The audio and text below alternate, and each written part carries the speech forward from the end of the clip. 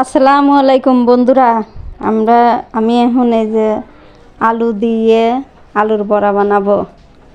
আলু বাইটে নিচ্ছি, ছেঁচে বাইটে নিতেছি। বাইটে নিয়ে তারপরে চাইলের গুঁড়ো দেওয়া লাগে। আমার কাছে চাইলের গুঁড়ো নাই, আমি এবার কয়টা চাইল ভিজিয়ে চাইল বাইটে নিছি।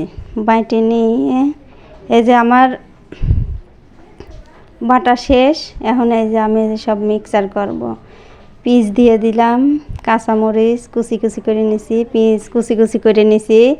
কুচি কুচি করে নেওয়ার পরে এখন হলে একটু খাইশুঁটা দেব। খাইশুঁটা দিয়ে তারপরে লগে হলুদের গুঁড়া দেব।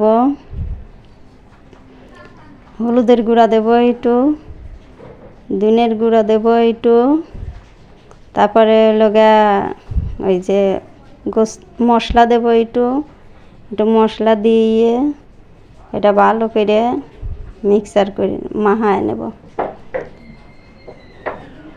ভালো করে মাখায় দেওয়া শেষ। এখন ভালো করে মাখায় নেব।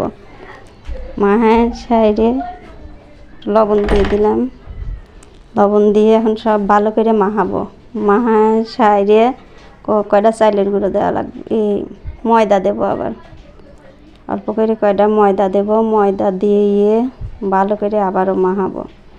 মাখায় সাইডে কয়টা ময়দা দিছি, ময়দা দিয়ে ভালো করে আবার মাখাবো। মাখায় সাইডে একটু রাখিয়ে দেবো। রাখি দিয়ে কড়াই তেল দিয়ে দেবো। এই যে আমি বড়া দিয়ে দিছি, তেল গরম হয়ে গেছে, বড়া দিয়ে দিছি।